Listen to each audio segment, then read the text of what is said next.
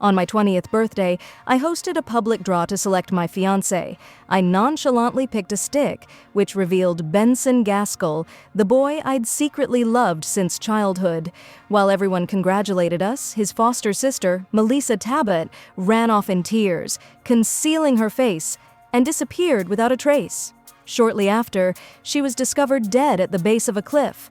Her body was so bloated and decomposed that it was beyond recognition. Benson seemed indifferent. He swiftly organized her funeral and soon after married me. After we got married, he concentrated on his career and became the head of 2 companies within a year. I never anticipated that once I transferred all my shares to him, he would have my entire family kidnapped. He accused me, saying, "If you hadn't rigged the draw and forced me to marry you, Melisa wouldn't have been so devastated and distracted, causing her to hit the wrong brake and die. Your family will pay for her death." My parents helplessly watched as 8 thugs repeatedly assaulted me over 3 days and nights. Overwhelmed by sorrow, they passed away suddenly. My lower body became severely infected, and I was in unbearable pain. Ultimately, I was thrown into Melisa's grave and buried alive. When I opened my eyes, I was back to the day my parents told me to draw lots to select a husband. I threw the lot container to the ground with force and smirked. "Lots are dull. My right to arrange a marriage will be turned into an auction. The highest bidder wins." What's happening? Wasn't it said that the richest man's daughter has been pursuing Mr. Gaskal for years, and the draw was fixed for him? Why the sudden change? I think it's just a lover's game. The marriage rights will surely be rigged for Mr. Gaskal to win the auction. It's uncertain. Ms. Kimber did say the highest bidder wins. What if someone else tries to outbid him? Let's wait and see. As I stepped down from the stage and past Benson, he grabbed my wrist. His expression was stern, and his voice was cold and firm. "Bailey, what are you plotting now? How many times have I told you I don't like you and don't want to be a candidate to be your husband? Whether it's a draw or an auction, stop using your underhanded schemes that can't stand scrutiny."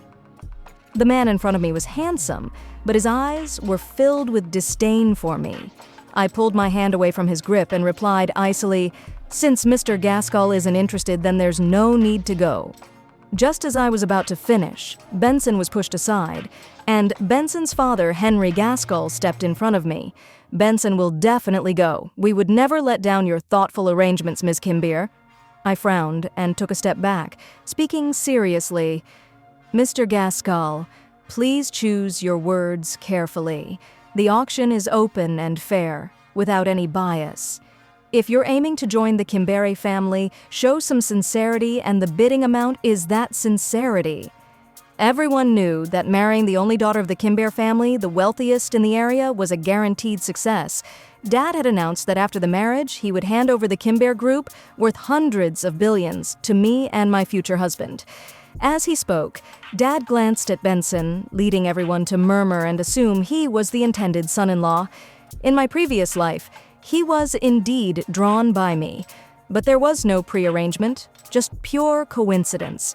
For years, I had admired him, and when I selected his name from countless others, I believed he was meant for me. Not only did I forgive the Gaskal family's lack of gifts due to their financial troubles, but I also married him with a generous financial aid. To my surprise, this decision resulted in my family's downfall and my own demise. In this life, I refuse to let chance control my future. My destiny will be determined by my own actions. 3 days later, the auction commenced. The host explained the rules.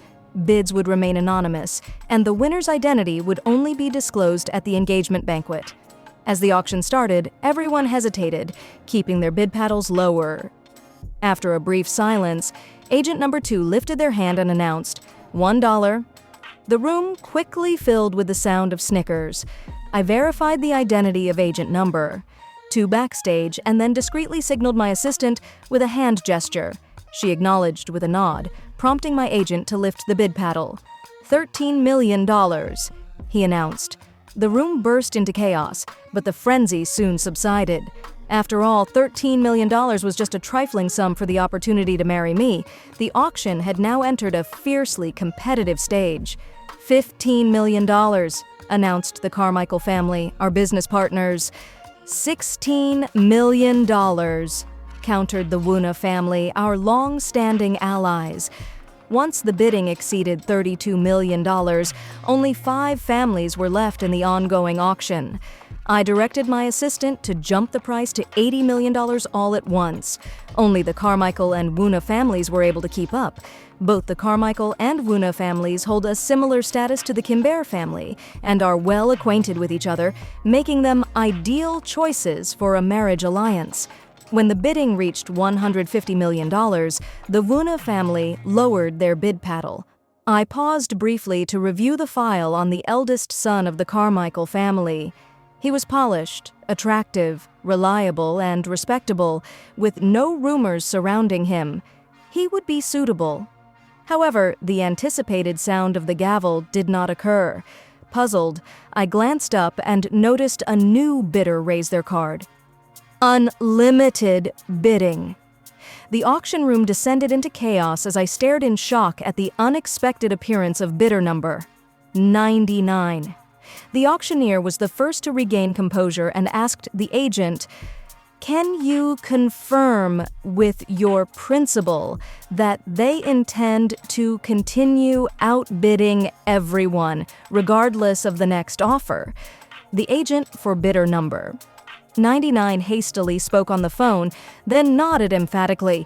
"Yes, no matter the expense, my client is determined to win the right to marry Ms. Kimbare." The venue buzzed with excitement. Who is this person? They're nearly bidding $160 million and still placed unlimited bidding. Are they out of their minds? I bet it's the Carmichael family. They've always been second on the wealth list and might be trying everything to marry into the richest family. You're behind the times. The latest ranking has the Kimbare family in second place, the Carmichael family third, and the top spot now belongs to Oliver Jombel, the newly declared richest man, the person behind bidder number 99. My fingers brushed against his photograph. He exuded an air of enigma, with just a blurry profile picture on his information page. As I pondered this, Brian Carmichael, seated in the neighboring box, suddenly leaped up in alarm and shouted, $260 million! That was the entire amount of liquid assets the Carmichael family had available. This was a legitimate auction, requiring immediate transfer of funds once the gavel struck. The Carmichael family was truly putting everything on the line. Would Oliver back down? He had only recently become the wealthiest man just a month ago, and we had no previous dealings. Rationally, it didn't seem worth it for him to spend such a fortune. Under the scrutinizing eyes of the crowd, bidder number 99 confidently lifted his paddle. "I'll raise $320 million. A shock ran through me. The room was so quiet you could hear a pin drop, and even the Carmichael family next door went silent. The gavel came down, sealing the bid. During the post-auction interview, reporters kept asking me who placed the unlimited bidding. I avoided answering directly. "You're all invited to the engagement banquet to find out." Benson's mocking voice interrupted as he stepped into the camera's view, his face showing clear disdain. "Bailey, still keeping up the act, huh? So you ditched the draw and opted for an auction for this spectacle. How many times have I told you to stop bothering me, staging an unlimited bidding just to marry me? How absurd! Let me tell you straight, I was the one who bid $1. Because to me, you're just a clingy nobody. And that's all you're worth." My fists clenched and a sharp bitterness stung my eyes. Even though I had faced countless similar humiliations in my past life, at that moment my chest still throbbed with a dense pinprick-like pain. I didn't want to get into a confrontation with him in front of the press, so I calmly said, "Benson, I'm not bothering you." Benson's jaw tightened as he sneered, Everyone knows you've sworn to marry no one but me. The Kimbare family decided long ago that I would be your fiancé. You pulled that public bidding stunt just to pressure me with your filthy money into marrying you. But let me tell you, it won't work. Even if you join the Gaskal family, I'll never have anything to do with you. You can just wait to live like a widow. I mocked silently. In my previous life, this was exactly what he'd done.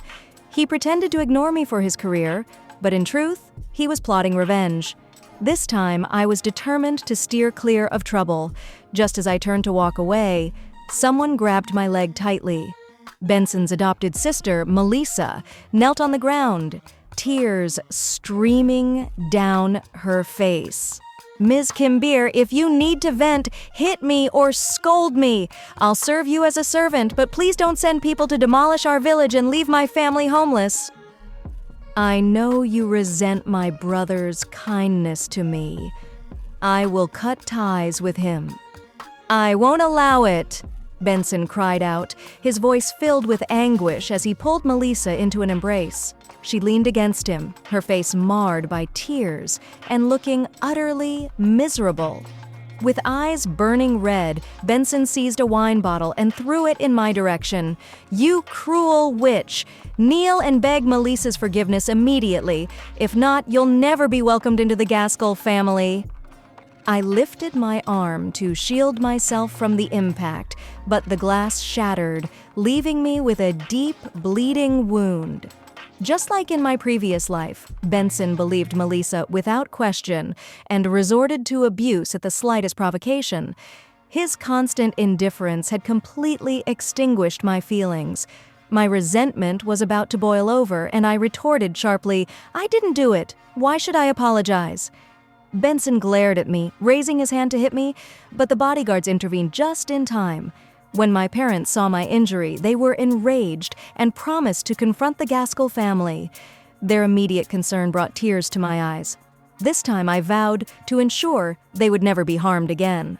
I assured them I had a plan and told them not to worry. The main focus was to prepare for the engagement banquet and address the issue with the mysterious fiancé. And once again, Oliver amazed everyone. 5 private jets delivered an astounding 999 engagement gifts.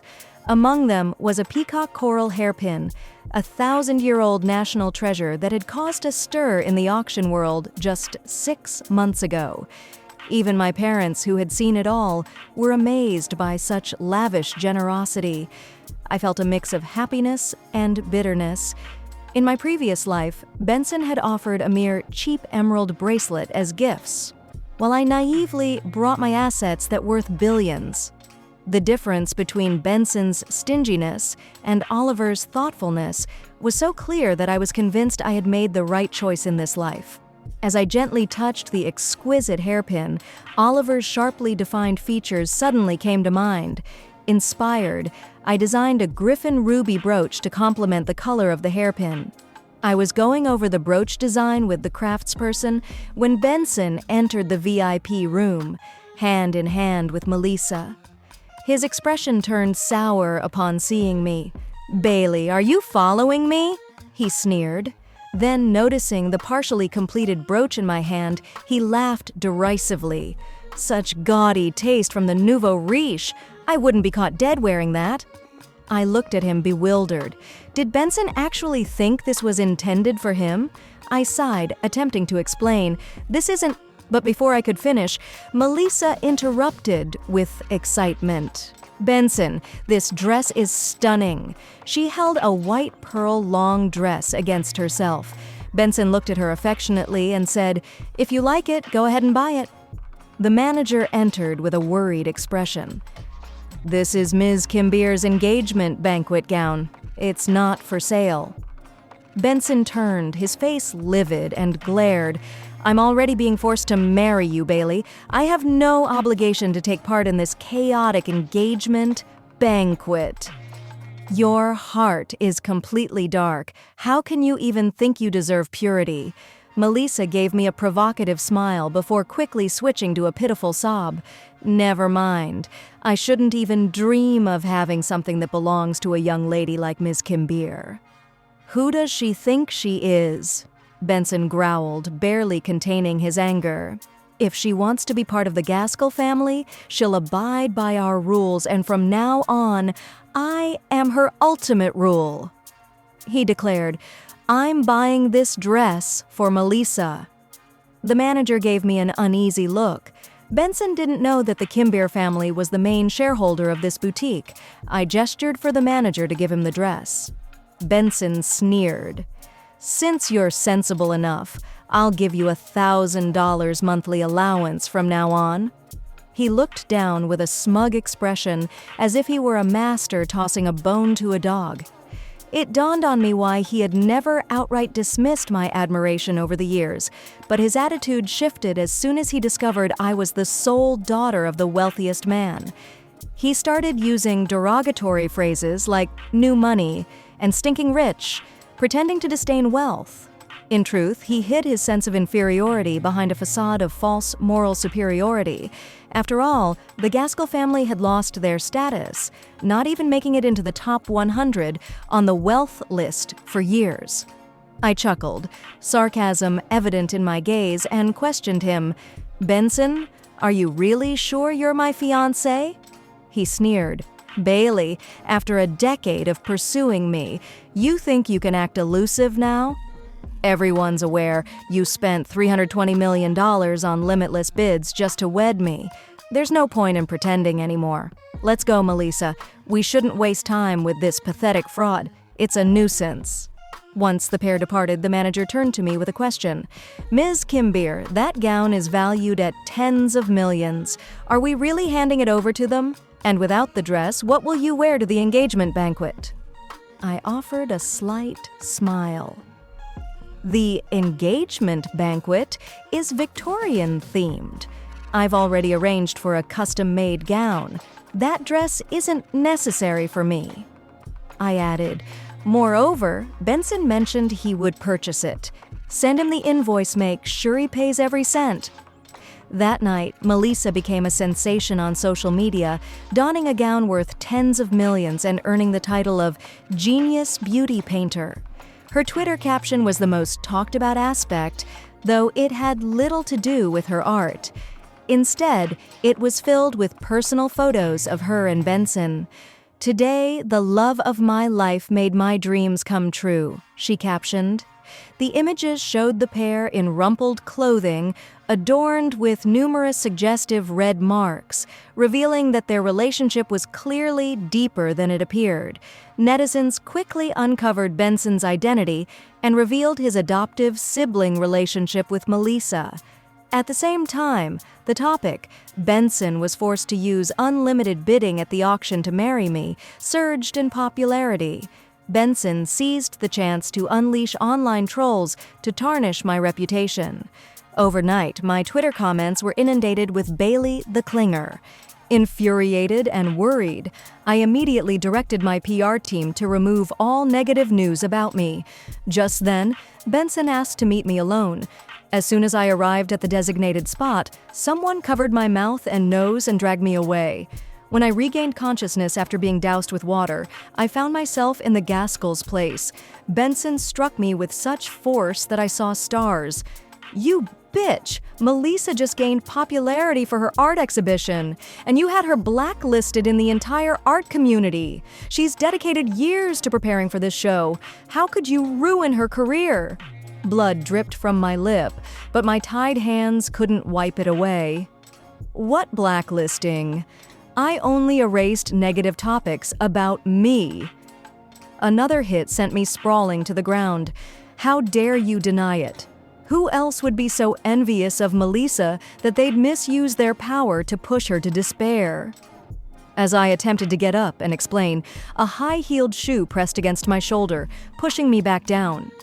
Benson's mother, Melisa Gaskal, who used to adore me, threw the gown bill at my feet and snarled with a fierce glare. "Shameless wretch, no respect for your future in-laws, and now you dare to ask for payment? Today, you'll learn the rules of the Gaskal family once and for all."